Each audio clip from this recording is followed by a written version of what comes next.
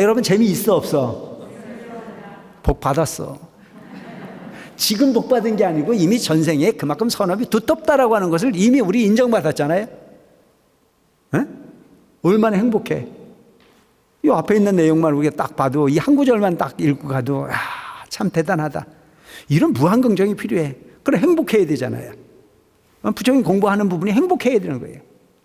뭐 내 머릿속에 들어왔느니 안 들어왔느니 그거 중요하지 않아. 아래하시라고 하는 부분이 저장 창고에 반드시 저장되게 돼 있어. 듣는 건 나오도록 하지 않아. 경전은 자신은 그렇게 보는 부분이다. 지식으로 이해하려 하지 말고 가슴으로 담으려고 하는 부분의 행위가 무엇보다 필요하다라고 하는 생각을 합니다. 법화경이라고 하는 부분이 그 장르와 만내서 긍정할 수 있는 부분이 어떤 그런 마음을 내는 것 자체도 그냥 우연이 아니고 과거생에 수많은 제불에게 공양하고 찬탄하고 공경하고 했던 부분이 결과에 힘이 에너지가 있을 때 가능하다라고 하는 것을 계속 설명을 하고 계시잖아요. 믿음이 없으면, 신심이 없으면 얻을 수 있는 게 아무것도 없어. 그러니까 믿어야 돼. 그 믿음이라는 자체가 뭐냐? 바로 여기서 이야기하고 있는 믿음은 일상적인 부분이 종교의 믿음과 다른 거라고 내가 여러 번 설명드렸잖아요. 어떤 종교는 그 신의 의지를, 신의 능력을 믿느냐 안 믿느냐 이것만 이야기를 하는데, 불교에서 얘기하고 있는 그 믿음이라는 자체는 나라고 하는 부분의 존재가 불성의 존재라고 하는 부분이 믿음이야. 부처님 가르침이라고 하는 부분을 믿는 거란 말이죠. 그리고 부처님 가르침이라는 자체는 뭐예요? 내가 세상을 만들었으니 날 따르라 이러셨어요? 아니요. 세상의 존재의 본질을 설명했어요. 세상의 모든 부분이 존재하는 부분이 존재의 이유, 인과. 제법종연생이요 제법종연멸이야. 그러니까 그분이 와서 내가 그분 자녀분들에게 내가 칭찬한 게 뭐냐면, 그 따님이 꽤 나이가 많은데도 그런 얘기를 하더라고요. 우리가 이만큼 잘 되는 것은 어머니가 기도한 덕이라는 걸 우리가 알아요. 그러길래 내가 참 자식 잘 키웠다네 그랬어. 이 법화경은 깊은 지혜에 있는 이를 위한 위에 설한 것이니, 깊은 지혜, 근기가 성숙해서 법화경에 대한 믿음과 그 지혜가 아주 깊은 사람. 그러니까 법화경은 깊은 지혜가 있어야 돼. 있는 이를 위한. 그래서 깊은 지혜가 있는 이들을 위해서 설한 거지, 그냥 이 사람 저 사람 누구나 다 그렇게 인연이 가능한 경전이 아니라는 얘기예요. 뭐 내가 자꾸 법화경 하는 부분이 내가 설명 안 해도 지금 다 이렇게 글로 나와 있잖아요. 부처님 말씀으로. 그럼 뭐 내가 법화경을 자꾸 이야기를 하니까 뭐 그렇게 법화경을 그래 하느냐 그런데 나와 있는 거고 법화경을 애경하고 애찬하는 것만큼 뭐가 돼? 공덕이 돼. 그러니까 얼마나 이대한 경전이냐면 그냥 나무배법 연화경이라는 경명만 읽어도 정토에 간다 그러잖아요. 성불을 한다는 얘기를 해요.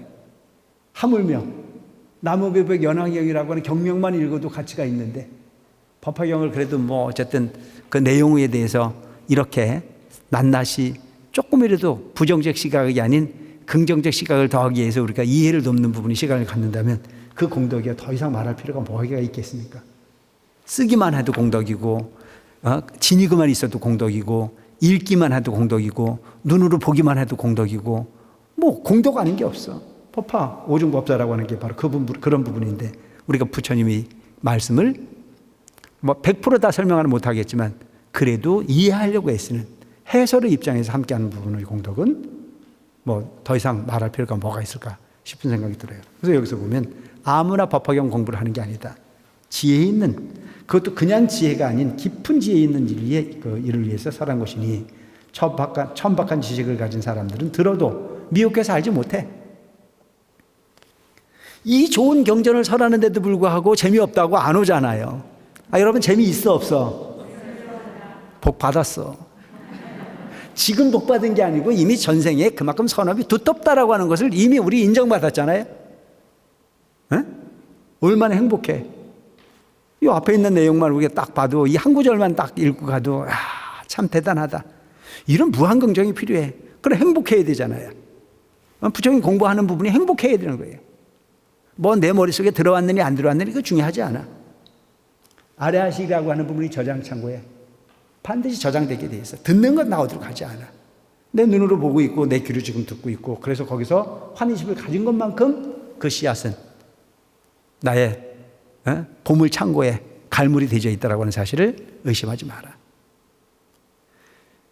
뭐 불교 대학을 하느니 뭐를 하느니 그러는데 오래 듣는 게 답이에요.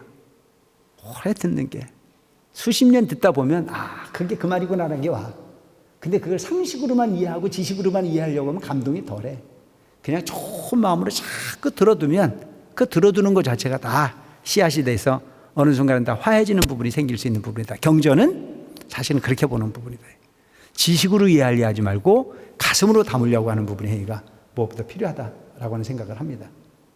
그 저도 처음에 불교가 좋아서 출가를 했는데 강원에서 무슨 그 강의를 하면 그게 무슨 말인지 전혀 이해가 안 되잖아요. 근데 지금 와서 후회하는 게 뭐냐, 왜 그때 내 정신을 차리고 공부를 안 했을까 싶어. 근데 그때 수준으로는 아무리 정신을 차렸어도 이해를 못했을 거예요. 이제 수십 년 살다 보니까 이게 이 말이구나 그런 느낌 같은 걸 갖게 되는 거죠. 특히 지금 우리가 이 법화경 공부를 하는 부분도 사실은 그런 거예요. 여러분들이 읽기만 했을 때 하고 지금 그래도 이렇게 출가를 해서 스님으로 살고 있으면서 큰 스님이나 여러 가지 선식들을 그동안 만나왔던 부분을 통해 가지고 그 경험치를 가지고 이렇게 설명을 하고 가니까 그래 그게 그 말이구나라고 하는 걸로 공감을 할 수 있지 않습니까? 그렇죠? 근데 그것만큼이라도 우리가 내 마음에 희망이라고 하는 부분에 불을 끄지 않으면 가능하다는 얘기예요. 근데 그냥 나는 날 샜어 덮어버리면 계속 깜깜할 수밖에 없어요. 자꾸 밝혀가야죠. 그래서 여기서 보면 이게 그냥 하루아침에 되는 공부들이 아니구나라고 하는 걸 경전에서도 이야기하잖아요. 법화경이라고 하는 부분이 그 장르와 만나서 긍정할 수 있는 부분이 어떤 그런 마음을 내는 것 자체도 그냥 우연이 아니고 과거생에 수많은 제불에게 공양하고 찬탄하고 공경하고 했던 부분이 결과에 힘이 에너지가 있을 때 가능하다라고 하는 것을 계속 설명을 하고 계시잖아요. 모든 성문과 벽지불은 이 경에는 힘이 미치지 못하느니라. 사립을 너조차도, 그러니까 선근을 쌓고 보살행이 쌓이지 않은 사람은 안 된다는 거예요. 그냥 단순하게 듣기만 하고 단순하게 그냥 소승적 부분으로 그냥 마음을 그냥 고요하게 만들기 위해서 명상을 하는 부분만 가지고 힘이 딸린다. 근데 여기서는 뭐예요? 사리불이라고 그러면 부처님 제자 중에 어떤 제자예요? 최고의 제자 아니에요. 최고 1등이야 1등. 그냥 수석이라고.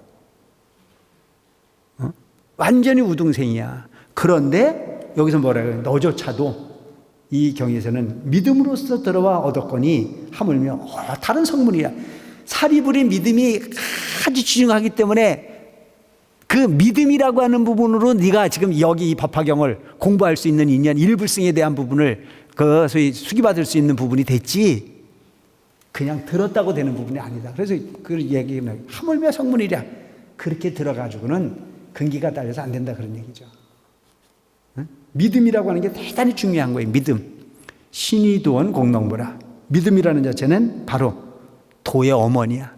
깨달음을 얻는 어떤 믿음이 없으면, 신심이 없으면 얻을 수 있는 게 아무것도 없어. 그러니까 믿어야 돼.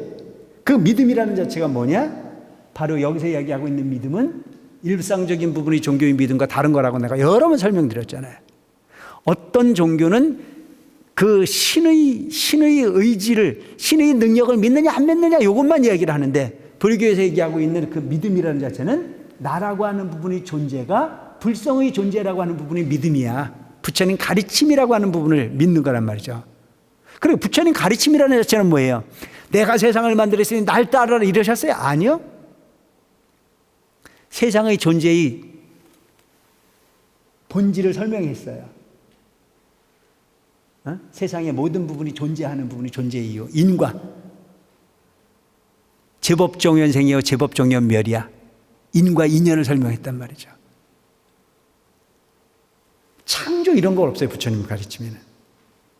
그래서 이 세상의 주인은 오직 내가 세상의 주인이야. 내가 눈 뜨면 넓은 세상의 주인이 되는 거고 내가 눈을 감으면 적은 테두리의 주인이 될 수밖에 없는 거다.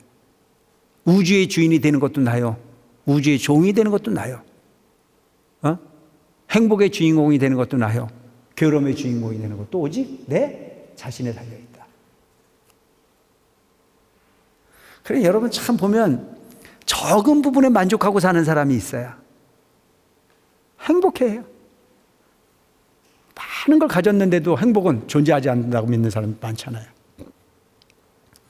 그래서 살아보니까 있는 사람도 가고 없는 사람도 가고 차다가 아니라니까 갔더라고. 근데 뭐 억겁을 살 것처럼 난리를 치잖아요. 100살이 됐는데도 세상 걱정하잖아요. 100살이 됐는데도 세상 걱정을 해요. 근데 그거는 우리가 잘못된 그 시각이잖아요. 100살이 돼서도 그렇게 살아야 되고, 어저께 95 드신 보살님이 오셔가지고 나보고 뭐라는 줄 알아요? 이젠 다리도 아프고요, 귀도 잘 안 들리고요. 아주 이상한 듯이 말씀을 하시더라고. 근데 나는 이상한 듯이 안 들려, 당연한 듯이 들려. 이게 문제라니까. 근데 그분의 입장에서 얼마나 답답했겠어요. 그동안 잘 들렸었는데 안 들리니까. 그러니까 내 소리를 듣고 싶어가지고 딸한테 가서 보청기를 바꿔 갖고 오라고 그래가지고 끼고, 얼마나 다행이야. 95 됐는데도 보청기 바꿔 끼니까 아주 뭐 참 이야기가 잘 통해. 얼마나 대단합니까? 우리가 최소한 그 정도는 살아야 돼. 아시겠죠? 그러니까 그분이 와서 내가 그분 자녀분들에게 내가 칭찬한 게 뭐냐면, 그 따님이 꽤 나이가 많은데도 그런 얘기를 하더라고요. 우리가 이만큼 잘 되는 것은 어머니가 기도한 덕이라는 걸 우리가 알아요. 그러길래 내가 참 자식 잘 키웠다 내가 그랬어. 응? 자식 잘 키웠다. 조금 먹고 살만하면 전부 다 지가 잘나서 잘 됐지, 부모가 기도해서 됐다고 하는 놈은 한 놈도 못 봤어요. 내가 어저께 내가 칭찬을 하면서 참 자식 잘 키웠습니다, 자녀분도 아주 훌륭합니다 근데 칭찬을 했는데, 어느 정도 심각하냐면 부모가 열심히 기도해서 자식들을 먹고 살 만큼 길러놨는데 그 자식들이 신심이 없는 듯해. 그러니까 불안하니까 스님한테 뭘 맡기냐면은 49제 지내달라고 돈 1,000,000원씩 맡기는 게 있어. 스님은 꼭 알고 내 자식들이 절대 안 해주면 그냥 스님이 알아서 해주세요. 근데 문제가 뭐냐면 내가 그곳에 주지를 계속하면 괜찮잖아. 그때 꼭 바뀌잖아. 그래서 내가 그걸 간부들한테 이렇게 그 신송을 하거나 이렇게 이제 하고 오는 경우가 많은데, 사실은 우리가 이게 지금 난제야. 기록으로서 넘어갈 수 있는 장부 같은 걸 만들어 놔야 되는 게 사실이에요. 필요해요. 근데 이놈에게 또 비밀 보장이 안 되네. 간부라고 하는 분이 맡겨놓으면 입 다물고 있으면 되는데 또 그 자식하고 알게 되면 또 네 엄마가 돈 맡겼다고 얘기해. 그러면 또 그 자식이 그 돈 찾으러 와. 심란하죠. 근데 나는 49제는 안 믿는다 이거예요. 그 엄마가 맡긴 돈인데도 자식이 와가지고 돌려달라고 오는 경우가 꽤 있어. 내가 그럴 때마다 생각하는 게, 아이고 저런 자식을 내놓고도 미역국을 먹었나 싶은 생각이 들어서 내가 장가 가기를 잘 갔다 싶은 생각이 아니 그런 경우에 아니 그렇지 않은 경우가 훨씬 많겠죠. 그런 비극이 있어요. 멀리 있는 게 아니에요, 그런 일들이. 그래서 그런 부분이 있고 없고가 중요한 게 아니고 그 부모의 은혜를 아는 것 자체가 참 중요한 부분이 아닐까 싶은 생각을 합니다.